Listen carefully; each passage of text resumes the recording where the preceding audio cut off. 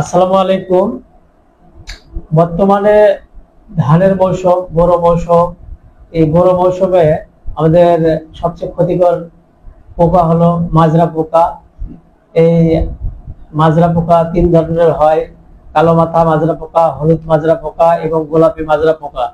এই মাজরা পোকা প্রথমে আপনাদের ধানের কাণ্ডের ভিতরে মাঝখানটা ও শীষের গোড়া কেটে দেয়, ফলে আমাদের হলো মরা শীষ বা সাদা শীষ বের হয়। তাই এই মাজরা পোকা দমনে প্রথম স্টেপে আমরা সাধারণত জমিতে যদি ডাল পুঁতে দেই, পাখি বসবে, পাখি বসে পোকা খেয়ে ফেলবে। এবং হাত জাল দিয়ে আমরা পোকা নিধন করতে পারি।